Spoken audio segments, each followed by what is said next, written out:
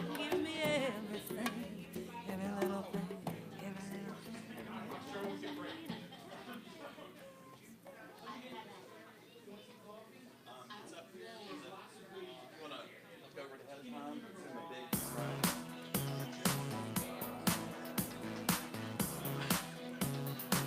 Oh my God, a dancing dog. That is hysterical.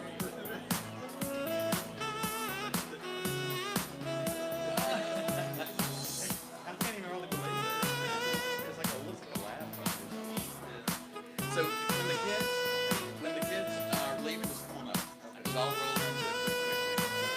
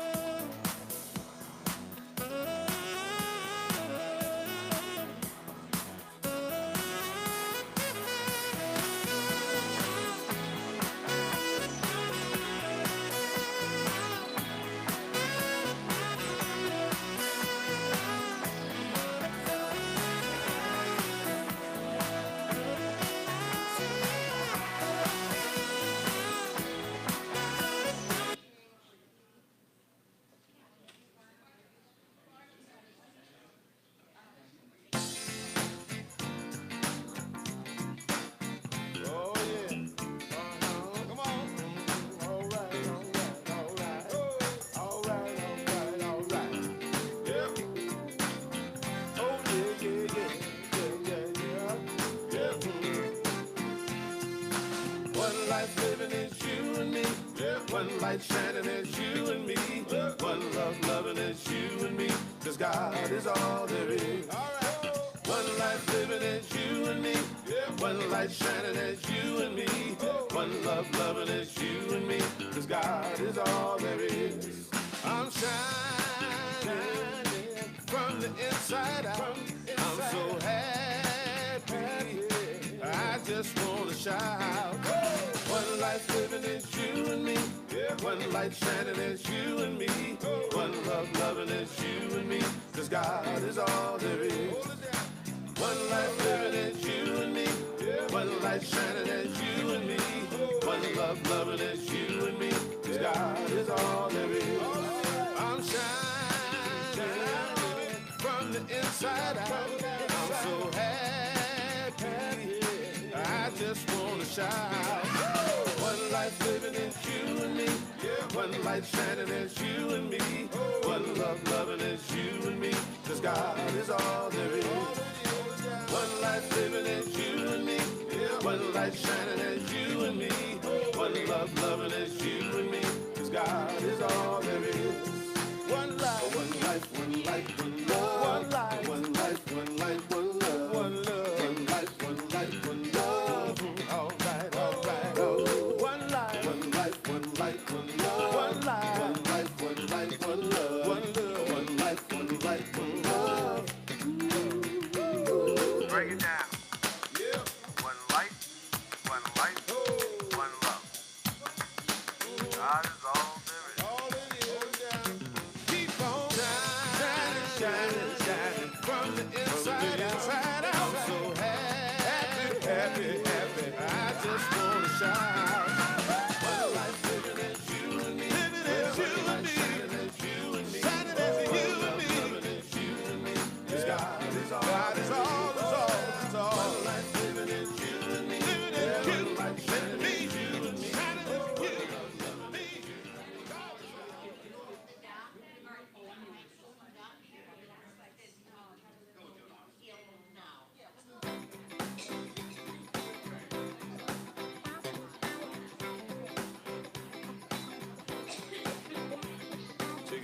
person next to you.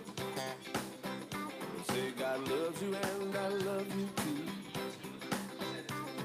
Now feel the love in the sanctuary. Lift your voice and repeat after me. We come together, we come together, we come together, we come together, we come together, we come together. In the name of love, we come together, we come together, we come together, we come together, we come together. In the name of love.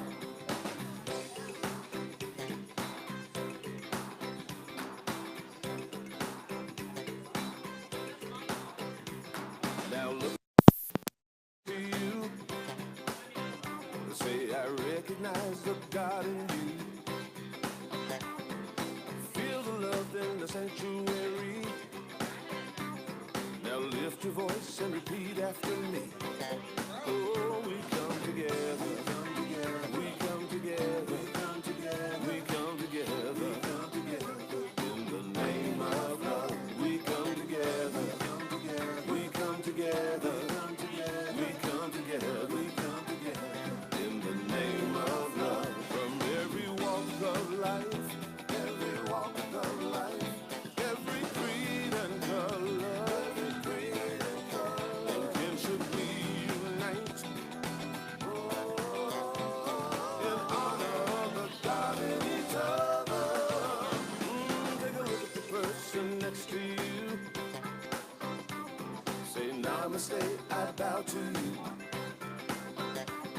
I feel the love in the sanctuary. Feel the love in the sanctuary. Lift your voice and repeat after me. Oh, we come together. We come together. We come together. We come together. We come together. In the name of love. We come together. We come together. We come together. We come together. We come together. We come together. In the name of love. We come together. We come together. We come together. We come together. We come together. We come together. In the name of love. We come together. We come together. We come together. We come together.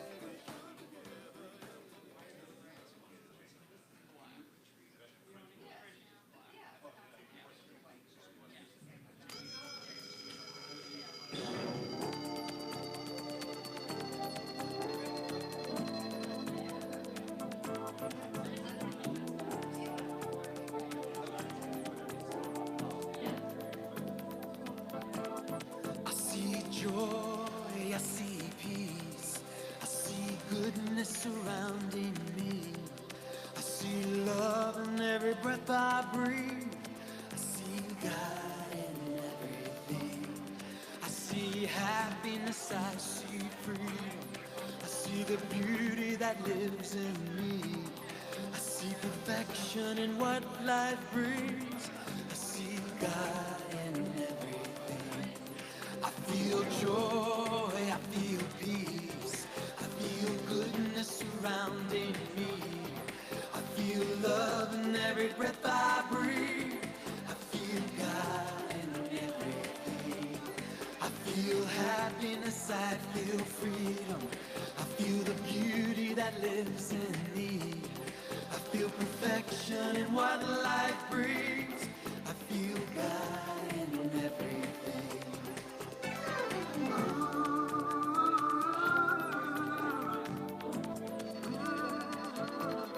I choose joy, I choose peace, I choose goodness surrounding me. I choose love in every breath I breathe. I choose God in everything. I choose happiness, I choose freedom. I choose the beauty that lives in me. I choose perfection in what life brings. I choose God in everything. I know joy, I know peace.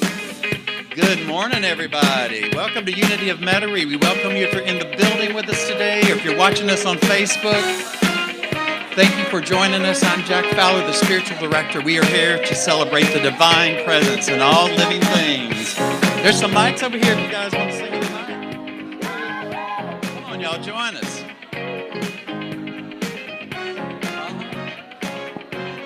Celebrate your life. Celebrate your life. Come on, yeah. Let's celebrate.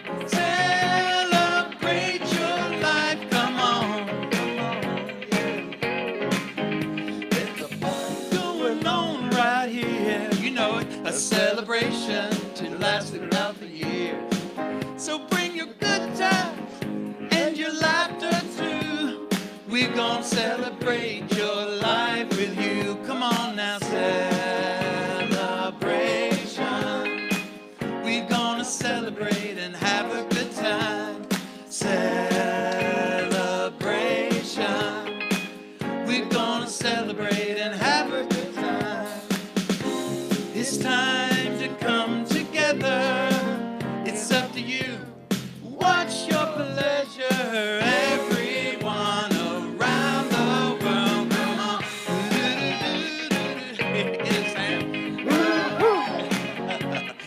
It's a celebration.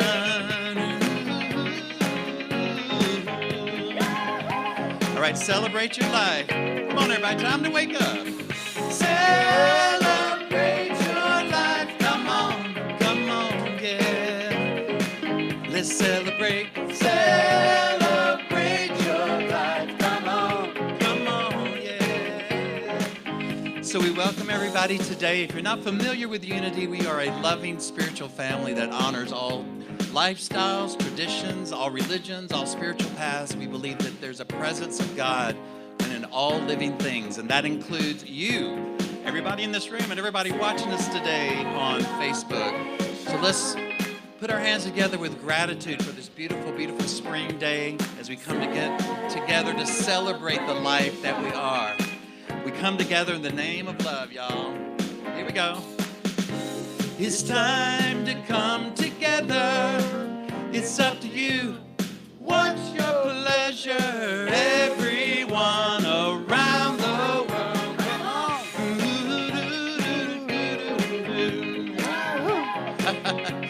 It's a celebration.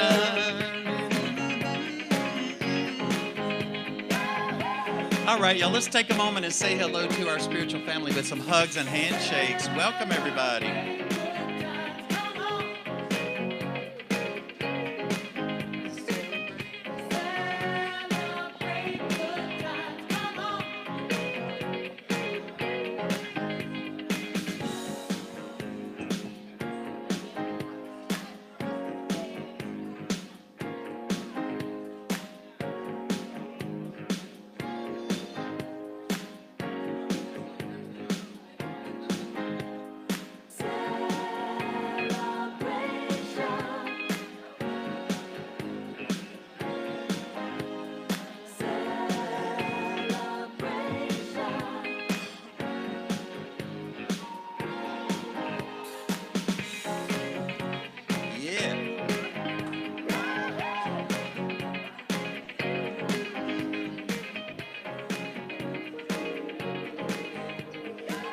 Y'all.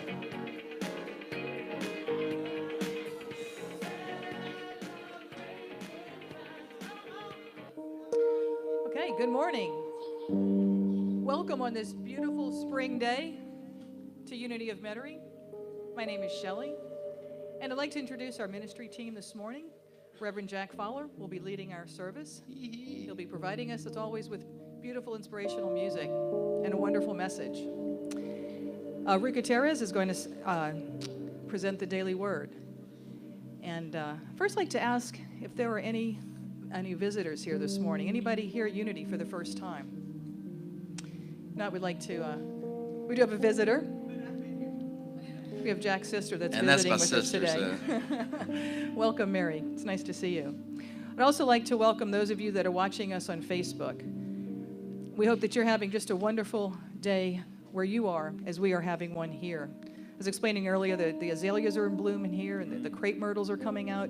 Spring is just such a wonderful time here in the area. Okay, I'd like to ask the children to come forward. All right, Miss Nicole, she's all dressed up in styling today. Look how big this baby's getting, my goodness. please join me while we extend a blessing to our children. Children of light, we bless you. We see you loved, guided, and protected by God's presence. And in New Orleans style, We love you hard, hard, hard. We swear to God. I'd also like to mention that we have a children's program, and we teach our children the same principles of oneness and unity that we learn here in the sanctuary, but we teach them in words and exercises that they can understand and that they can learn. So please bring your children or your grandchildren, and we'd love to have them here and teach them these same principles. Welcome to Unity.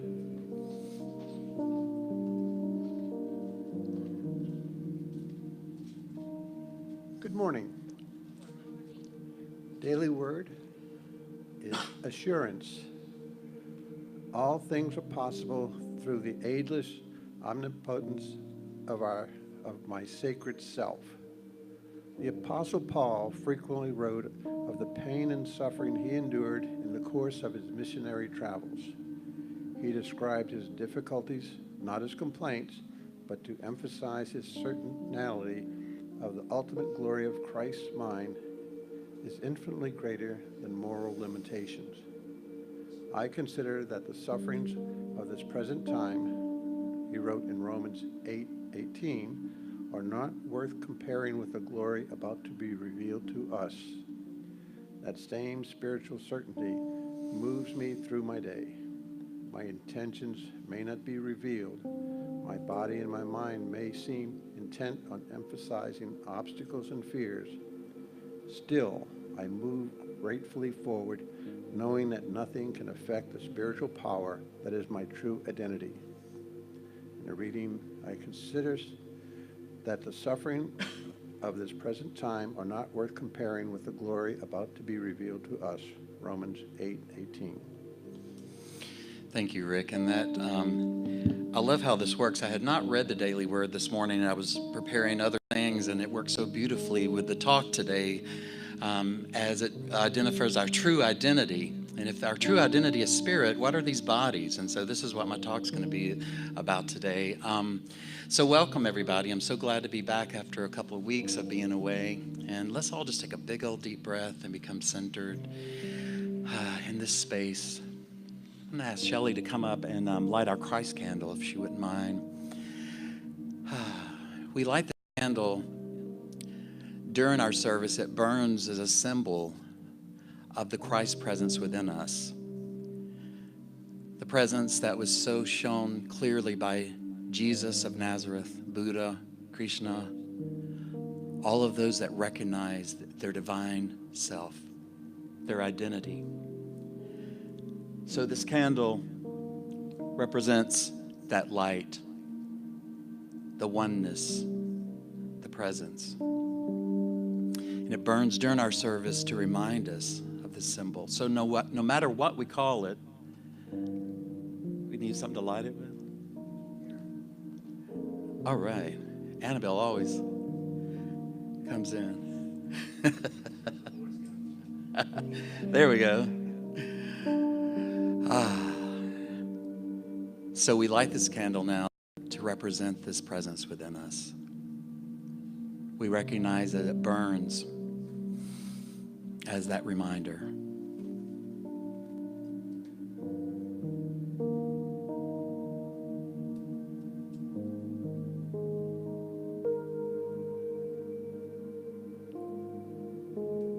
Success. Actually, it's kind of appropriate because don't you sometimes find it hard to recognize your divine self? You have to kind of scramble and look for the lighter and look for the light and look for something to light it with to remind us. So once again, let's take a big deep breath as we become centered, knowing that we are exactly where we need to be in this moment. There are absolutely no mistakes in the mind of God. It is quite impossible to be where you shouldn't be, for this divine presence is always leading us and guiding us. So let's relax in knowing this and begin to pull all of our energy here to this time and space. letting go as best as you can of the circumstances of your life, any conversations you had, any thoughts, any regrets. Leave those at the door, and in this moment, just surrender to the perfection and the beauty of this holy instant. Knowing that right here, right now, we have come into God because we are here.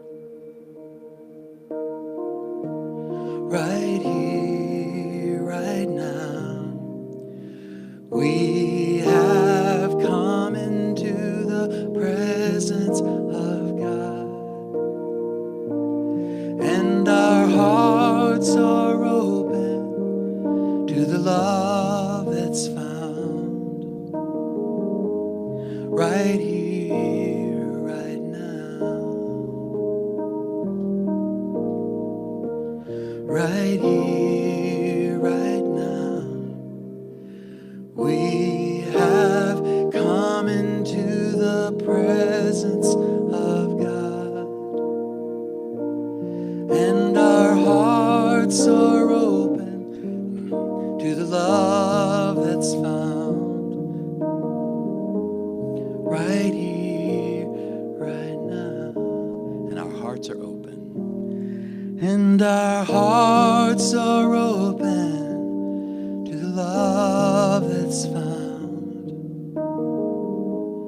right here, right now.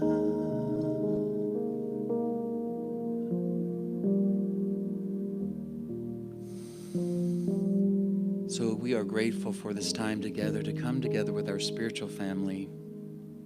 We are here to support each other on our spiritual path, whatever that may be. We are here to remind each other of our magnificence.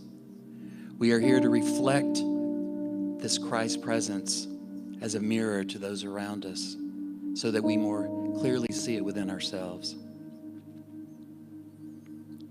To find this light within us, we have learned that we have to go into the stillness. Neil Donald Walsh said it so beautifully when he said, if you do not go within, you will go without. And so we take time this morning, as we do during all of our services, to collectively go into the stillness, into the silence, opening ourselves up to the vast well of creativity and peace and love that is within. It connects us to our true self,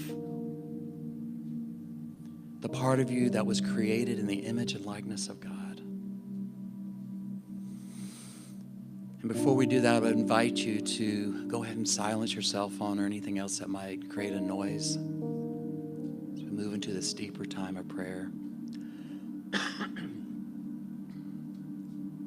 We recognize that there is a still small voice within us that is always there, patiently waiting for us to turn within. For it longs to tell us that no matter what is happening in our lives, no matter what is happening in the world, no matter what is happening in the news, that all is truly well. It is well with your soul. I invite you to continue to relax in your chair, breathing deeply. Feel your body completely surrender and let go and relax. Release any tension in your legs, any stress you may be holding on in your abdomen. Just simply let it go. Release any tension in your chest. Allow your shoulders to gently drop. Release any stress or tension in your neck, your forehead. Begin to allow your face to soften as you bring all of your energy here to this space right now. For everything you need is right here in this holy moment.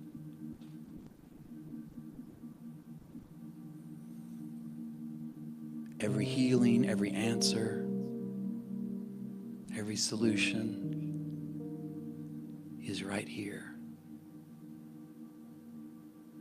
For within you, past your thoughts and all the commotion that we see in the world, there is a vast source of wisdom. There is a vast source of peace. For within you, in this very moment, is the presence of God, forever loving, forever loved, timeless, ageless.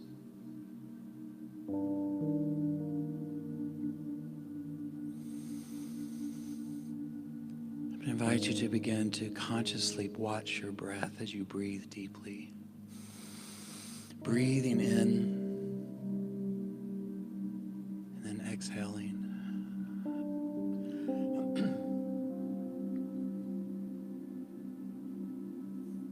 Begin to use your breath as a mantra, a place to focus on if you become distracted or maybe feel uncomfortable. Just put your attention on your breath, just as simple as that. Watch your breath as it comes into your body. Continue to watch it as it exhales.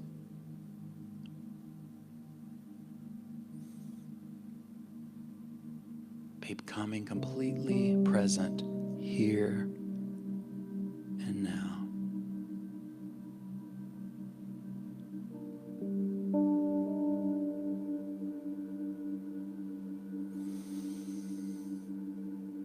As you allow yourself to move into the stillness,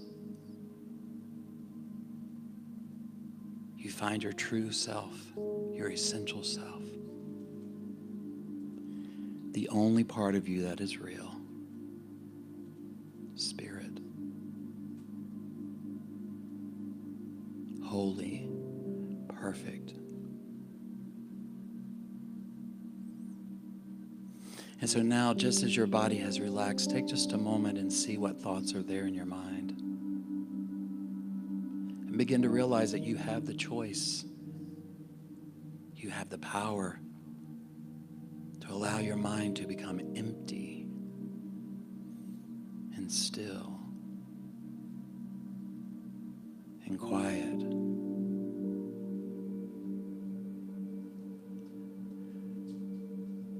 As best you can, let go of any thoughts that are there without judgment. Begin to notice the space between your thoughts. Begin to notice that that space becomes larger and larger.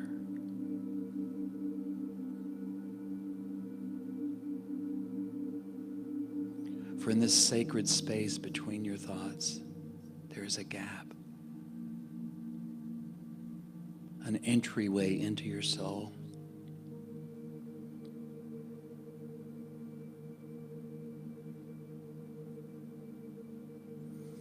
In this holy, sacred place within, you begin to see yourself as God sees you.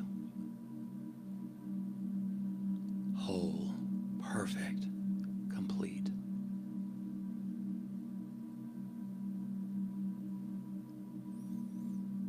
So allow yourself to surrender to this moment, to the silence, to the stillness here, now.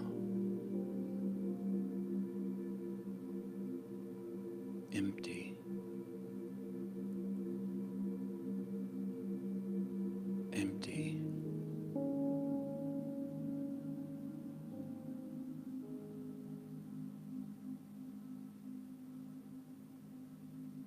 Breathing in the very breath of God. Breathing in the life of God. Breathing in the light of God.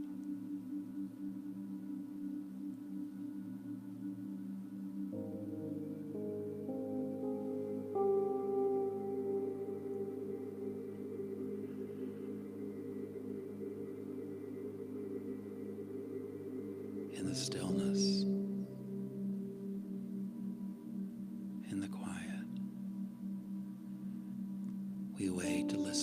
that still small voice right here in the silence.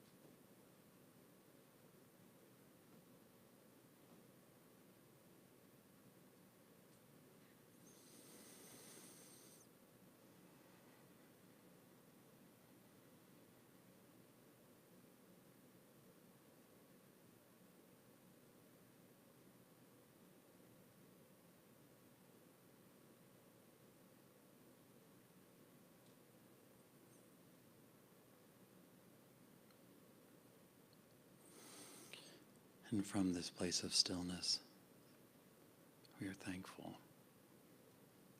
Thankful for this opportunity to come together as a spiritual family, a community of like-minded people,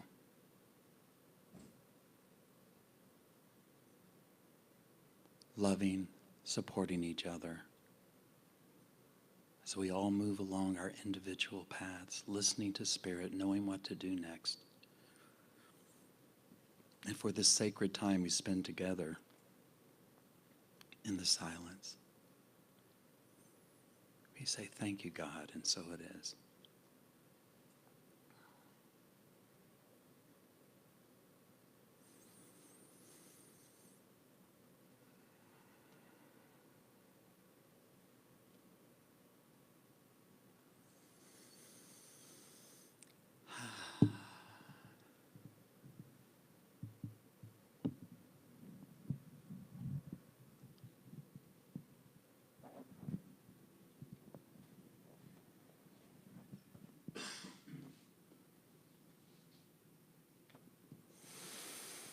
Good morning again, everybody.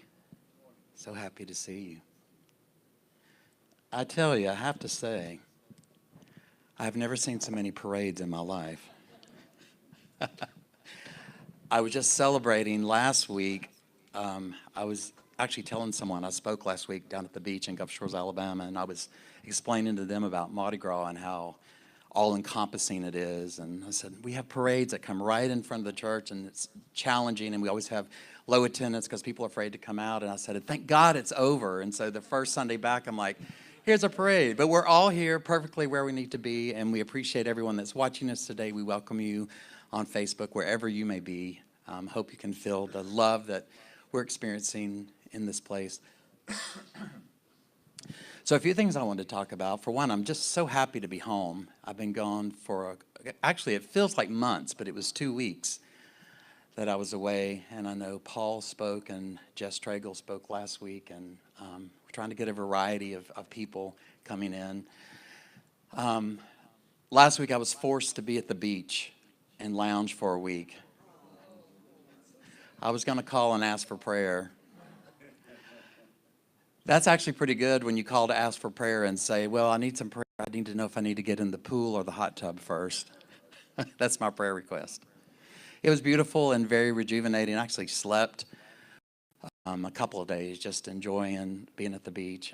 The ministers there, John Jim and Donna Mullis own a condo right on the beach, so they graciously allowed me to stay there. It was a wonderful time. But as I said, I'm glad to be back home. I've been excited all week knowing that we would be all back together today.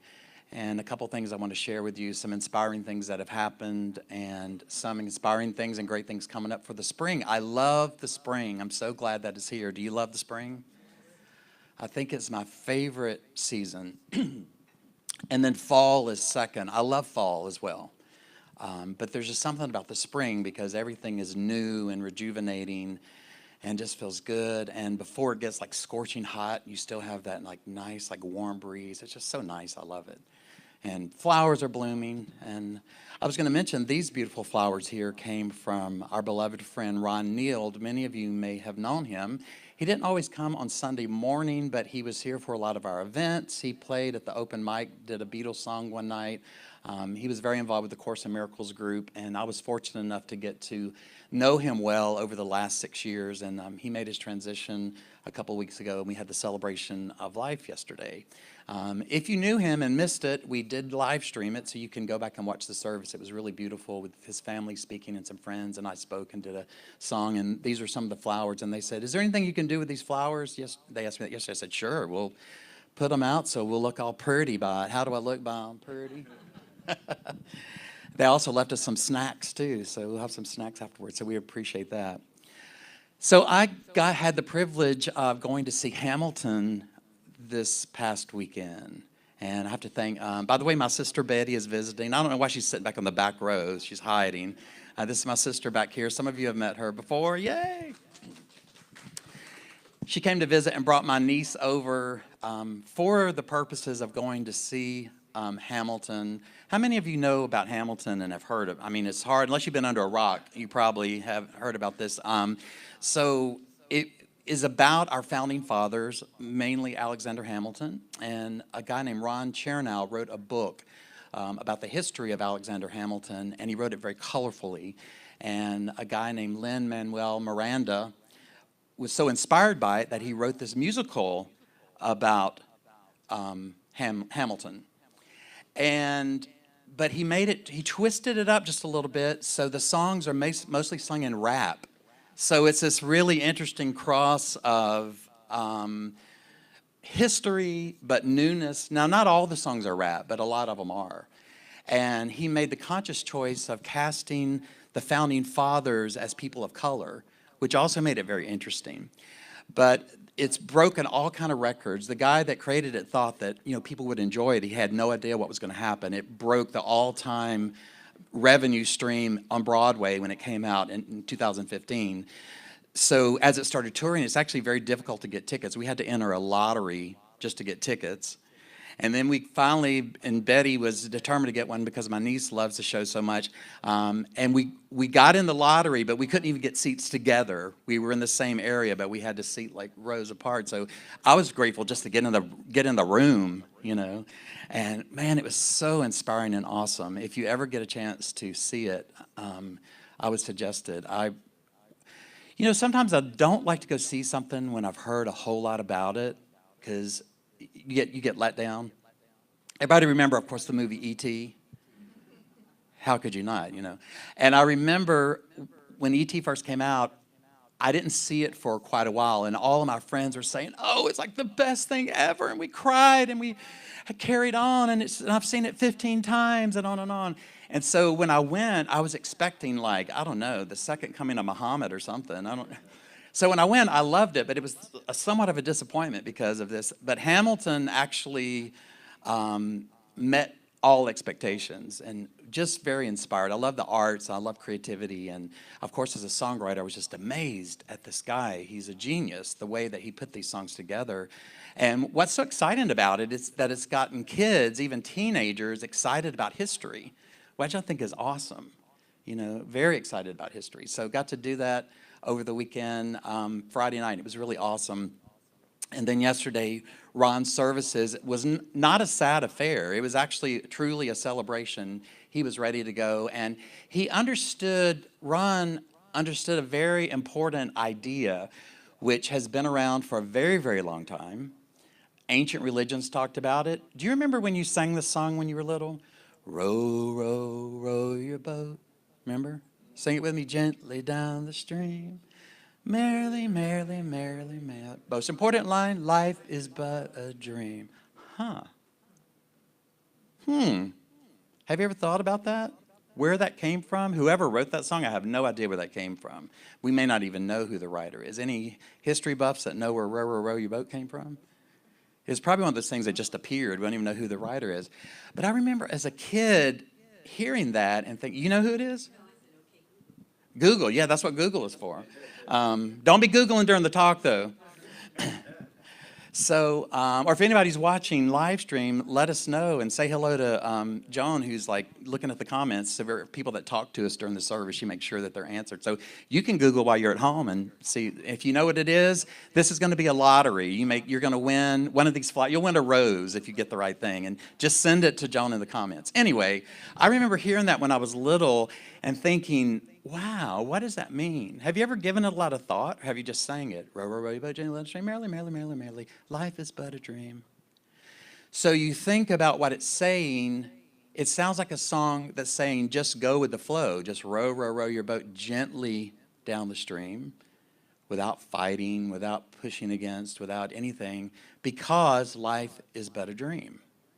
So this is the concept that I wanted to talk about today. What if everything that we see with our physical eyes is similar to what happens when we dream?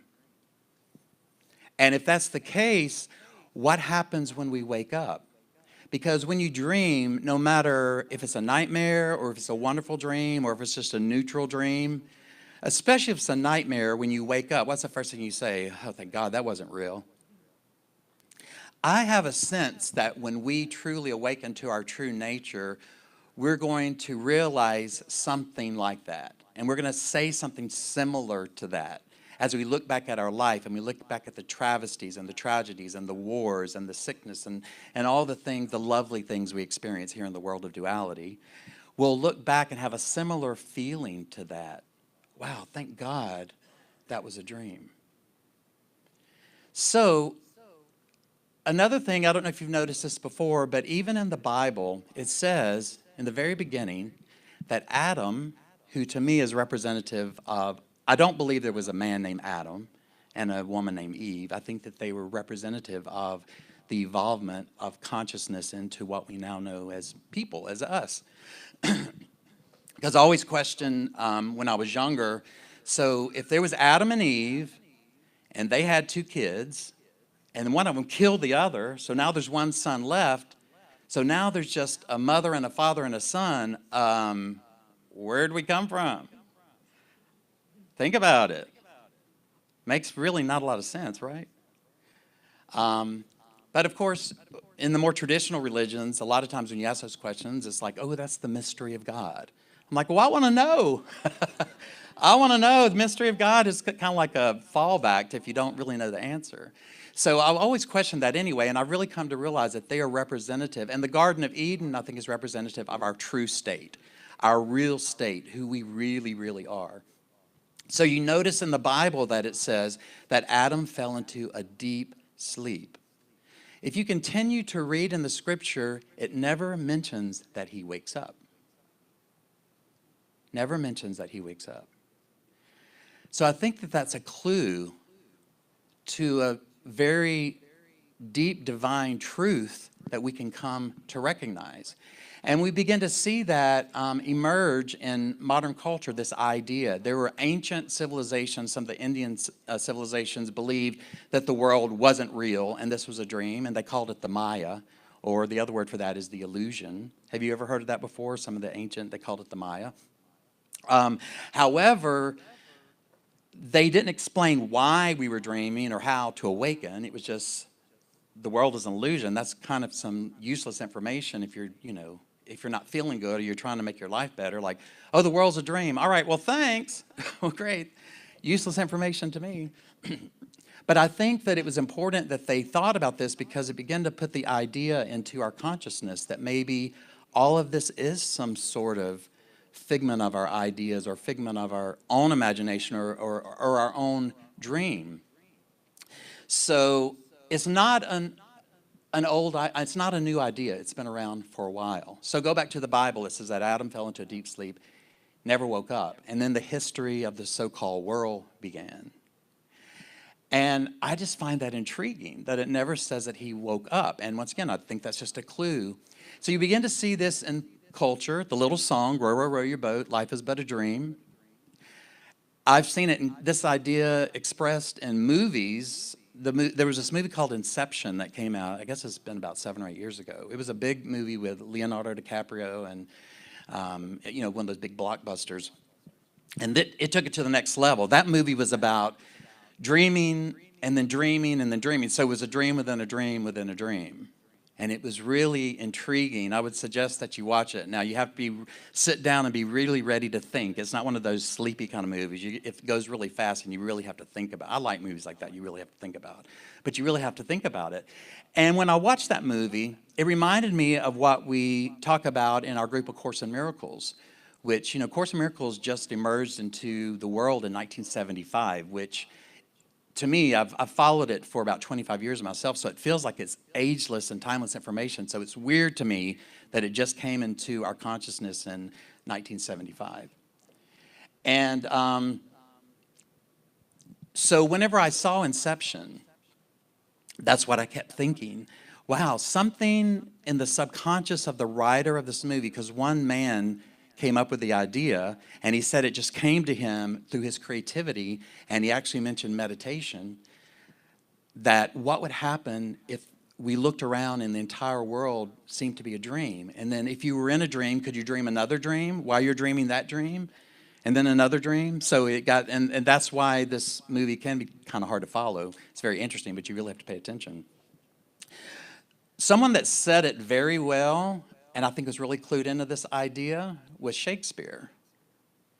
Some people say that Shakespeare was actually awake and enlightened and used the plays as a way to tell about eternal truths without having to say what he was talking about. Kind of like Jesus. Jesus, the reason that he used parables, Jesus talked about things in stories and parables, is because most of the things that he was trying to tell people would have been considered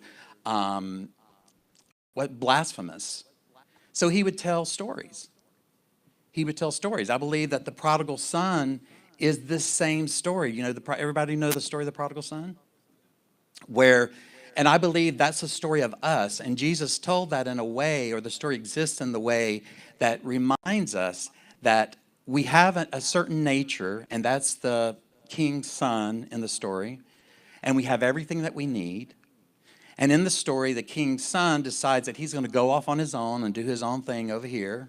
And it doesn't turn out really well, does it? It says that he ended up laying in a hog pen and eating leftovers from the hogs. Who knows if that's really true, but it sounds really horrible. So finally, he decided, man, I need to return home.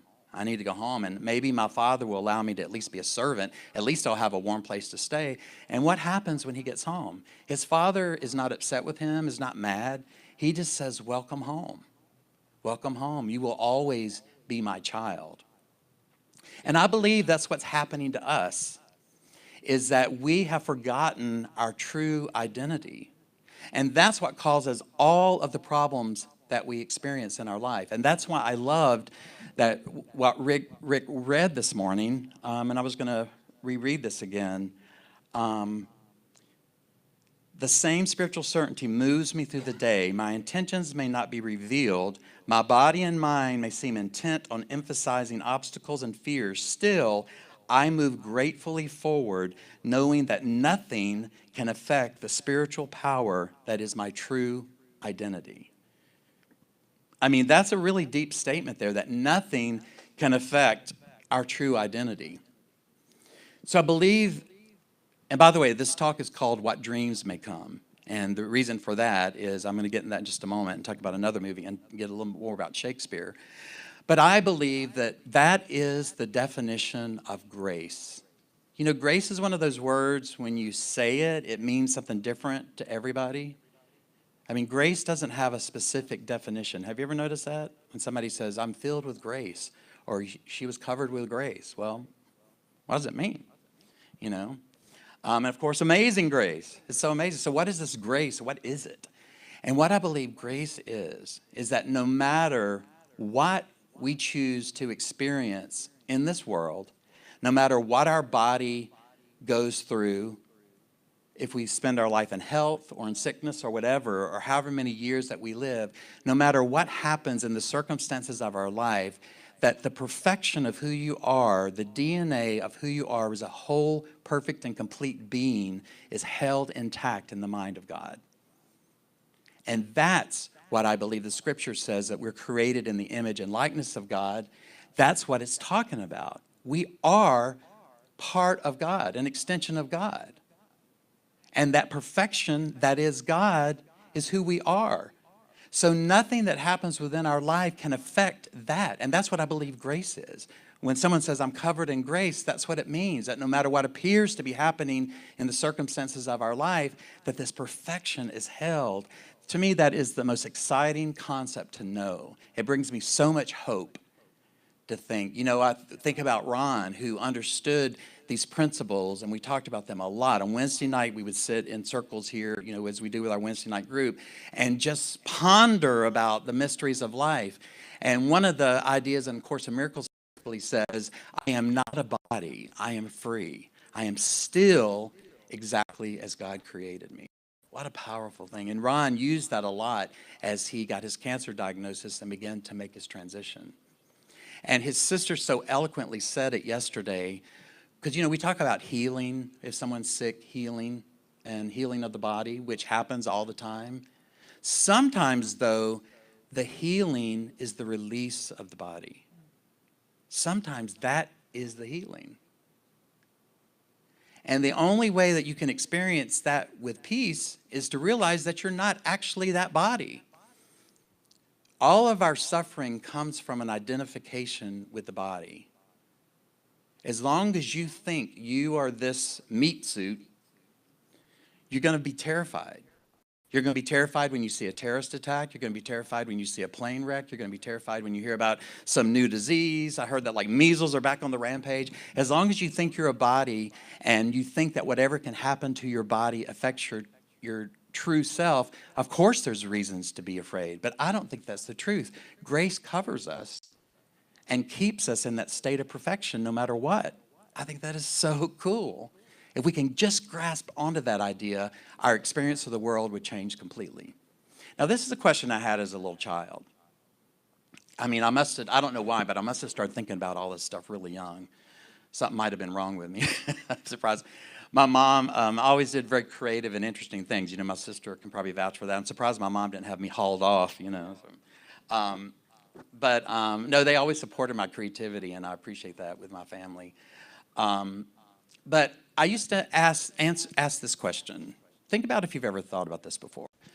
So we hear, no matter what tradition it is, if it's, you know, traditional religion or even here in Unity, we hear that there is this presence that is perfection, that knows everything, that is omnipotent, that is omnipresent, everywhere present. The one power, God the good in the universe. However, this thing that is so magnificent, we can't even wrap our minds around it. The best thing that it could do is create bodies that begin to fall apart basically the minute that they're born.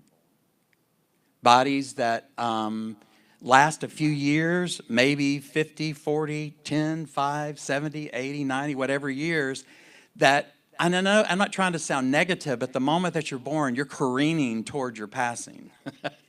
You really are. I mean, the moment you're born, you're not moving towards life, you're actually moving towards our supposed death. Because the body does die away, and we know that. Have you ever thought about that? That's the best? I think that's insulting to this presence, to say that's the best you could do. I mean, we put men on the moon, you know, and have cured diseases and just amazing things. But we're still saying that this presence that is so powerful, the best it could do is create a body that might last a few years and then it falls apart. Something to think about, actually. Have you ever thought about it or just didn't want to even deal with it? Sometimes it's best just to say, I don't even want to go there. you know. And it's, you know, I always consider everyone that comes into Unity very brave, because if you come into something like Unity and you've been brought up in another type of religion, basically you're saying this, willing to ask this question: maybe everything that I have thought to this moment is not true. I am open to a new idea about what life is. And that's a big question to ask. Especially the ego doesn't like to be wrong. So we have to ask that question. Maybe everything that I've thought to this point may not be true. And to accept some of these ideas that I'm talking about today, we have to let go of those false ideas. We have to let go of the thought that I am this body.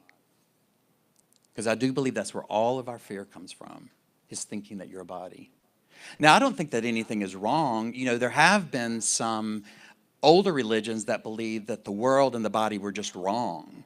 You know, and they would get in the, what do they call it when they hit themselves on the back? You know, they would get whips, flagellation, yeah, and hit themselves on the back as though punishing the body as though it was a bad thing. I don't think that is true.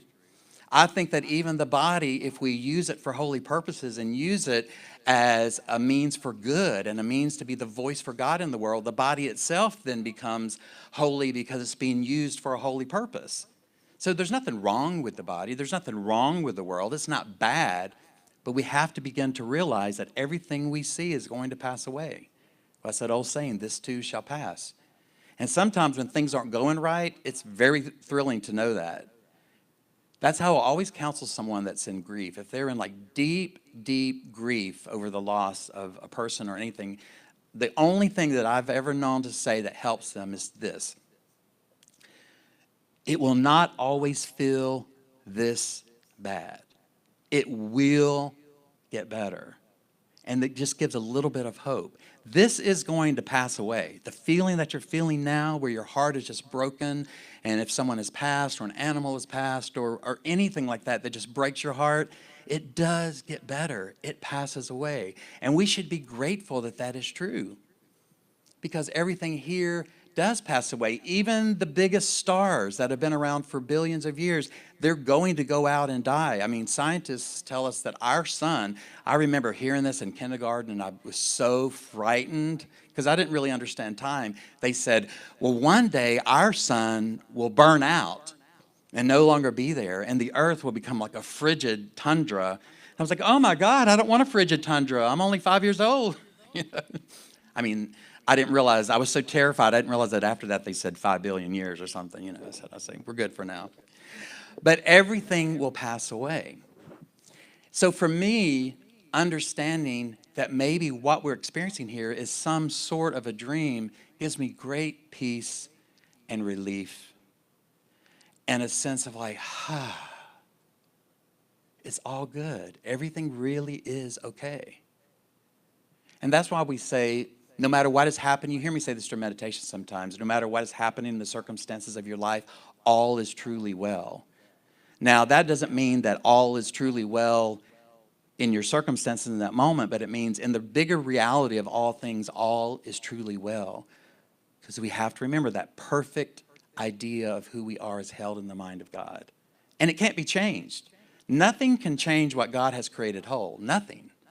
No matter what circumstance you've been through, no matter what has happened, no matter what has happened in the world, no matter all these big events that we call tragic, nothing can change your true nature. You are an extension of God. You're like a God thing. You're God stuff. You're a God blob. And the body, I believe, is our own idea. And it can be a fun idea. I mean, the body can be a fun thing. I mean, how many people like to eat? I mean, that involves the body, like tasting some yummy, yummy food. There's all kind of things that are really, really great. I mean, since I moved to New Orleans 6.5 years ago, I've put on at least 15 or 20 pounds. When I go back to Nashville, where I lived previous to here, my friends, they don't want to say anything. Like I go to lunch and they're like, you're looking a little different there. What? I'm like, yeah, I know, I'm chubby. So chubbier than I used to be. I mean, I used to run like, 4 or 5 miles a day, and Nashville, I mean, there is bad food in Nashville, I'm not saying, but here, food is part of our heritage and our culture. And I just noticed, like, when we have a potluck or a fifth Sunday feast, it's like a scavenger hunt. Everybody's like, this good food. And Kathy's always bringing me these delicious treats and leaves them in my office. That is so sweet. I have to tell you, thank you. I haven't really expressed this to her, but usually when Kathy brings something to eat, it's homemade and it's really, really good. And so by the time I finish saying my, goodbyes to everybody at the door, it's been devoured and there's nothing but 2 or 3 crumbs left. And so anyway, she's gotten out to where she'll take 2 little pieces of it and put it in my office. It's the nicest little thing. It's like being at an Easter egg hunt or something. I go in my office getting ready to pack up, and there's those 2 little treats. You know what I love is the one, I don't know what's in it, but I don't know what it's called, but it's got like sweet condensed milk and something in it. Ooey gooey cake. Oh my God, the ooey gooey cake. It will truly, you're bringing it next week? It will truly set you free. You will see visions of Mother Teresa on a corn chip after eating that. It is so good. So I want to start closing out by talking about Shakespeare. I mentioned him earlier. If you really look into some of his writings, you can see some of these concepts. And as I said earlier, I believe, as some have, there was even a movie made about this. 2 things about Shakespeare. We don't know if this is true or not, but it's rumored about and it's talked about, and some historians believe that is true. For one, they believe Shakespeare, the man that was called Shakespeare, was not the actual person that wrote the plays. Have you heard this before? That actually a prince or someone in the royalty or nobility was the actual writer of those plays and those sayings and everything. But at that time, it was considered lowly for royalty or nobility to be involved with the arts or be a performer or be a jester. They were considered like jesters, pleasing the court. And so this person wrote all these things and wanted to share these things, but he could not do it as himself, because it would be considered lowly for him, and I'm sure he would have got a lot of trouble. So he found the face of Shakespeare, and he would get the material and then distribute it as though it was him. Is this new information to you? Yeah, well, good. See, so you learn something new every day. See, here you come on Facebook, you don't even need to Google. You can just come to church. And like I said, that's just a thought, but it's believed fully by some historians, that the person that we see, that picture of Shakespeare with the beard, was really a person, but that's not the man that wrote the stuff. That's one thing. And the second thing is, I believe the man responsible for writing the material, or it could have been a woman actually, that would actually make even more sense, that person was aware and awake to these divine truths and wrote about them in plays as a way to express them so they wouldn't appear to be blasphemous.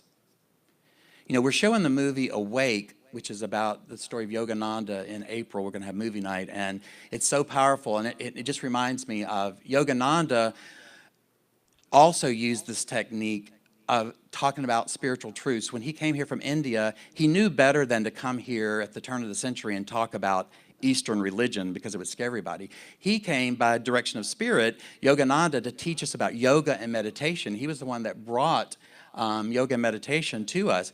He talked about it like it was science. And some of his groups that he met, it was called scientific something or another. And I thought that was brilliant because it wasn't offensive to people's religion. And I believe that's why playwrights, and Jesus, even back 2,000 years, would tell stories to tell eternal truths because it wouldn't seem blasphemous at the time. And I believe Shakespeare did the same thing. So listen to this. See if this sounds familiar. This comes from As You Like It. If you want to know, this is Act 2, Scene 7. Action. This is Shakespeare. All the world's a stage. And all the men and women merely players. They have their exits and their entrances. And one man in his time plays many parts, his acts being 7 ages. At first, the infant mewling and puking in the nurse's arms. Then the whining schoolboy with his satchel and shining morning face, creeping like snail unwillingly to school. And then the lover, sighing like furnace with a woeful ballad made to the mistress' eyebrow. Then a soldier, full of strange oaths and bearded like the pard, jealous in honor, sudden and quick in quarrel. seeking the bubble reputation even in the cannon's mouth, and then the justice, in fair round belly with good capon lined, with eyes severe and beard of formal cut, full of wise saws and modern instances, and so he plays his part. The sixth age shifts into the lean and slippered pantaloon with spectacles on nose and pouch on side. His youthful hodes well saved, a world too wide for his shrunk shank and his big manly voice, turning again toward childish treble, pipes, and whistles in his sound. Last scene of all that ends this strange, eventful history is second childlessness and mere oblivion, without teeth, without eyes, without taste, without everything. Now, I know that got into a lot of other stuff. A poet and don't know it. Actually, no, I was quoting Shakespeare. But all the world's a stage, and all the men and women merely players. They have their exits and their entrances. So another way to look at it, if it's helpful, instead of thinking of it as a dream, what dreams become, think of it as a play. And we all play our parts, and we wear the costume of what we're going to be. Like I'm wearing the costume of minister. You may wear in the costume of accountant or retired person or whatever you do. These are just roles that are assigned to us. But I do believe that and I told this to them last week, when I spoke on the beach, I said, all of us are ministers in the world that way. Each one of you has an opportunity to show love and compassion and peace to someone. And I love how the Course in Miracles tells us that some people aren't open to receive love, and they're only open enough to receive a smile. And if you listen to Spirit, you'll know to do that. So you're passing somebody in the fresh foods at Dornax, you get a little urge and you smile at somebody as they're walking by. That's not a little thing. That's a holy encounter. You may have changed that person's day by that smile. But we're all playing our parts. And if you read more Shakespeare, one other thing from Hamlet, I love this. Hamlet has a lot of ideas about dreams and the world, a stage, etc. This is from Hamlet.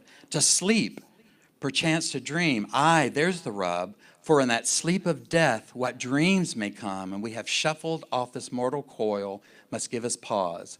There's the respect that makes calamity of so long life. What dreams may come. What dreams may come. Which leads me to a movie produced in 1998 with Robin Williams. Did anybody see that movie? Do you remember it? It was very interesting, and it was colorful and creative and kind of wild. But it took this idea to like the next level, to where the main character actually does die, but then begins to realize that the world that he's seeing is just a dream and that he's co-creating with this power. What does that sound like? Metaphysics and unity and other ideas. He's co-creating with this power, and in it, the God was played by Cuba Gooding Jr., which he was hysterical in it, like the God force. He wasn't really playing God, if you have a chance, watch that movie with open eyes, and you'll begin to see some really hidden gems in there of what we talk about, not only in our principles, but also the idea to ponder, what if this world is just a temporary, well, it is temporary. What if this world is just a dream? What if this world is just a movie? What if we are actors playing our parts? It just makes things easier to accept. At least it does for me. Now, we have to theorize about this because nobody knows, really. I know that this concept brings me a lot of peace. And so if I'm wrong when I make my transition, at least I can say I lived in peace now. And I was just going to close by talking about Ron once again, because as I mentioned earlier, we sit in a circle up here, right in this space, when we do our Wednesday night spiritual discussion. And Ron loved to talk about the deepest mysteries of life. I mean, when he and I got together, everybody else was like bored to tears because we were just like talking and talking and talking. And he loved to just go further and further, and he read a lot. And we talked about this a lot. He said, I'm not sure, But I believe that when I leave this body, it's going to be something spectacular and wonderful. And in the last 6 months of his life, he was bound in a bed. So I can imagine for him, the release of his body was just amazing and powerful, to go from being sick and in the bed for 6 whole months to being free of this cumbersome sick body. Must have been powerful. But I was thinking about Ron, and I got a little jealous. Not that I want to make my transition anytime soon. I want to be here for a long time. I still have a lot of stuff to do. But I was jealous that all the stuff that we talked about, he now knows. Like, how about feed me a little bit of information here, you know? Because we really don't know. We really don't know. I do believe that it will be something good and powerful and amazing. I think that we'll move into a state that is unlimited, in a state that is, you know, we can't describe it. It just sounds spectacular, but I don't think we really will feel it until it happens. So it's nothing to fear, especially when you begin to recognize that idea, considering that theory, what dreams may come. What if this is just a play? What if this is just a dream? Just brings me a lot of peace to think about that. And in the meantime, I'm going to enjoy the heck out of my dream. Doing wonderful things. I think I've just begun. Remember the Karen Carpenter song, "We've only just begun to live." Sometimes when I feel like my time has passed, like I'm getting too old, or, you know, I had so many opportunities, I think about Louise Hay. You may not know this, but she didn't start her publishing company, Hay House, until she was 60 years old. Her true life's purpose didn't begin until she was 60. And I'm like, I got 5 years ahead of her. And she did a lot of major stuff. She's the one that produced authors such as Wayne Dyer, Deepak Chopra, Marianne Williamson, tons of authors. She started a global publishing house, which has changed the lives of millions of people all around the world. Didn't start that till she was 60 years old. And so today, for all of us, I know that whatever we may believe about this life, maybe it is a dream, maybe it is just a play, I know that everything that we see is temporary, and what waits for us, the eternal nature of who we are, is held in the mind of God, held in perfection, held in beauty, held in grace. We are always safe, held in the hands of grace, forever safe in the arms of love. You are always guided. You are always protected. You are loved beyond measure. You are the beloved, holy child of God. Created in the image of God, created in the image of love. Dream or not, may we begin to recognize our true self, recognize our value, recognize the love that we are as beautiful expressions of God. This is the truth about you, and this is the truth about me. And so it is. Amen and amen.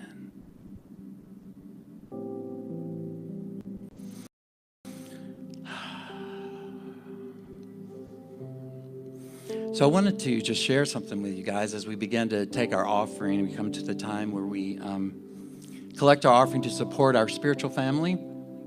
One of the reasons that I've been gone, I'm just going to be straight up with you, is just to help with our finances. Whenever I go away, I'm able to be paid by someone else, and I do really well doing that, but it helps us. I would love to actually be able to stay here more, and that will just depend on how we do, you know, with our next few weeks, and you know, as our offering comes in, and people that also support us, we're so grateful. We continue to get support from people watching us online.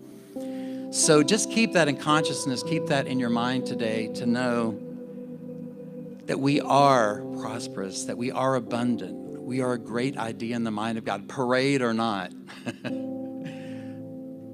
we are still this beacon of light here in this area and beyond now that we're able to stream out into the world. So I'm grateful for our new board that has such great ideas to continue to lead the church forward. And I'm grateful for the opportunity to be your spiritual director. And I love, love, love the time that I spend with you. You inspire me every time we get together. And so as we give today, I want us to remember how blessed we are, how grateful we are for all that we have, but more importantly, for who we are. I think that is the biggest gratitude that we can have. It's nice to be grateful for the things that we have, but the biggest gratefulness is to remember that no matter what has happened in our life, that this grace covers us and we remain whole and perfect in the mind of God. To me, that is the biggest gratitude that we can give. And this morning, we give with gratitude, knowing that there's an abundant flow of everything we need in the world, whether that be love, whether that be money, relationships, creativity. We give with an open heart, stepping into the flow of life, into the flow of the universe with gratitude. So we say, thank you, God. And we bring our offering forward. Here, as you see over here, and right next to it in the basket is an affirmation you can pick up. If you'd prefer to give with a credit card, Bill will meet you out in the Welcome Center where you came in, and we'll also have an affirmation with you there. And for everyone that's watching us today, thank you so much for being a part of our service. And if you simply look on our Facebook feed at the post below what you're watching, there's a link where you can securely give with any credit card or PayPal account. Just simply go below one post and you can give there. And thank you for everyone that gives and supports us. We have Ken as our usher today. If you prefer to stay seated, he will meet you where you are. Just simply raise your hand and he will meet you there. So let's give today with a grateful heart, reminding ourselves of how blessed we are and how loved we are. I am so blessed. I am so blessed. I am so grateful for all that I have. I am so blessed. I am so blessed. I am so grateful. I am so blessed. I am so blessed. I am so blessed. I am so grateful for all that I have. I am so blessed. I am so blessed. I am so grateful. I am so blessed. Once more, we are so blessed. We are so blessed. We are so grateful for all that we have. We are so blessed. We are so blessed. We are so grateful. We are so blessed. Thank you, God. We are so grateful for all that we have. It was beautiful hearing you sing that out, Nicole. How beautiful. Realizing how blessed you are at such a young age. So thank you, everyone that gives to support us. So just a few announcements before we head out into the day. Sam, tell us where we're going to go for lunch bunch and how to get there.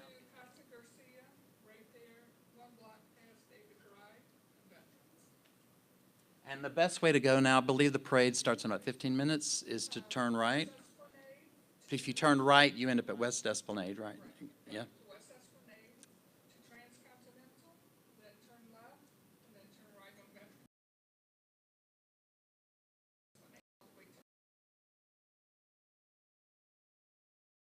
Front again? Casa Garcia, Mexican. So join us for lunch bunch today. And if you're watching today, come and join us. I know Mila sometimes comes from her house and joins us for lunch bunch. But meet us at Casa Garcia today. In just a few minutes, Sam will be there getting a table together. Where's our people with our fashion show? Come on up just a little bit. Come on. I'm too sexy for my shirt, too sexy for my shirt. So Joan has worked tirelessly with joy to create these beautiful Unity shirts. Look at this one Shelly has, be still and know, with the Unity tag. And then what does this one say? Look, they're going on the catwalk, y'all. And Joan on the back of her says Unity of Metairie. Look at this embroidered. View the handiwork, view the handiwork. So tomorrow, actually, we're launching this online, but the shirts are available to you. I have one that says, which I love, it's a black one. It has a Unity of Metairie logo, and it says, co-creating a world that works for everyone. And it's already started some conversations as I was walking around. What does that exactly mean? And it's an opportunity to share this without, just getting right in someone's face. Unity on the streets. Yes, as we say. You can see Joan afterwards. There's order forms, all different sizes, all different sayings. We even have one that says, we love you hard, hard, hard. We swear to God. Last week at the beach, when I spoke at Unity of Gulf Shores, I had one of those coffee mugs, because mugs are also available. And I have a couple of the mugs now. I just love them. It's got the Unity logo. And I was drinking coffee out of it, and somebody noticed it. And so I showed it to them. I said, this is from our spiritual center over in New Orleans, Metairie area. And they loved the same. We love you hard. We sold like $100 worth of merchandise there, and I wasn't even trying to sell it. They just loved it so much. So get your Unity stuff. Just takes a short while to get there. Get to you. So see Joan about that and see all the colors and all the different sayings and all the different ways that you can get these cool t-shirts. I think by the end, I'm probably going to have 15 of them. I keep ordering because I love them so much. So anyway, I want to mention that. Next Sunday is Fifth Sunday Feast. So I want to remind everybody, this is not a potluck, so just come, don't bring food, just come with an empty belly and $10. Instead of going to Lunch Bunch and spending $20, for half that price, you can eat here with an entree, dessert, and a drink. We're going to set up the room like a cafeteria or a cafe, and just for $10 or more, anything you'd like to give, all of it goes to support our spiritual center, will be next week. So please join us for that and bring food for that. Yes? The theme is Italian. Woo. Italian and vegetarian dishes. So that's a good reason for y'all watching us on Facebook to come have some food. It's going to be a wonderful time. I mentioned earlier a couple things to save the date. April 26th is going to be our movie night. We're showing Awake, which is this really well-produced movie about Yogananda and him bringing yoga and meditation to the West, to us. April 21st, is Easter. It's so late this year, but we're going to have a special service that day, so please make sure to be here. Also, a wonderful day to bring friends. I'm trying to think if there's anything else. Oh, for Easter Sunday, we're going to be doing our Easter lilies once again. We will have the sign-up sheet next week. It's also going to be online, and what you can do for $15 is we will have this place filled with Easter lilies, and you can get a lily in honor or memory of someone. And we'll have Easter lilies here for Palm Sunday and Easter Sunday. And we'll have a beautiful bulletin that day with the names. So if there's a certain person or, like I said, memory or honor of someone that's inspired you, or someone that has made their transition, it's a beautiful day where we honor those. And I love our Easter service. It's always so beautiful. So be thinking about that. You'll see it online this week. And next week we will definitely have the sign-up sheets. But make sure and be here for April 21st. So I think that's about it for today. If everybody would stand and join me, we're going to end with my song about seeing God in everything. No matter what it is, all around us. There we go. Oh, and I have a singer with me today. Awesome. We see God in everything. This is our challenge today, to look beyond the physical and see that presence within all living things. And thank you so much for coming today and for watching us on Facebook. Let's sing. I see joy, I see peace, I see goodness surrounding me. I see love in every breath I breathe. I see God in everything. I see happiness, I see freedom. I see the beauty that lives in me. I see perfection in what life brings. I see God in Now we feel. I feel joy, I feel peace, I feel goodness surrounding me. I feel love in every breath I breathe. I feel God in everything. I feel happiness, I feel freedom. I feel the beauty that lives in me. I feel perfection in what life brings.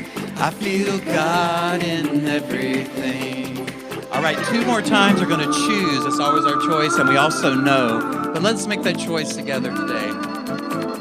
I choose joy, I choose peace, I choose goodness surrounding me. I choose love in every breath I breathe. I choose God in everything. I choose happiness, I choose freedom.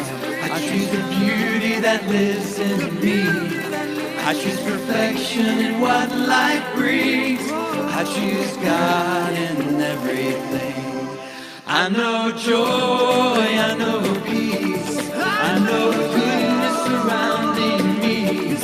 I know love's in every breath I breathe. I know God in everything. I know happiness, I know freedom. I know the beauty that lives in me. I know perfection's in what life brings. I know God's in everything. Yes, I know God's in everything.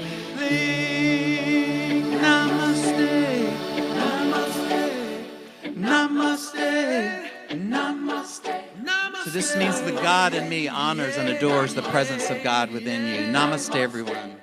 We're going to leave the day saying our prayer protection together as we head out into this beautiful, beautiful spring day. The light of God surrounds us. The love of God enfolds us.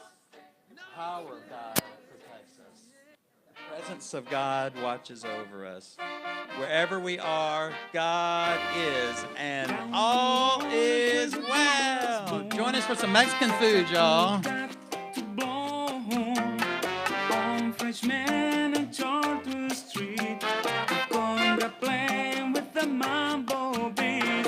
Mardi Gras mambo, mambo, mambo. Mardi Gras mambo, mambo, mambo. Mardi Gras mambo. Down in New Orleans. On the street where the cats saw me is a Mardi Gras mambo with a beat. Shout a cheer for the Zulu King and truck on down with the mambo swing. Mardi Gras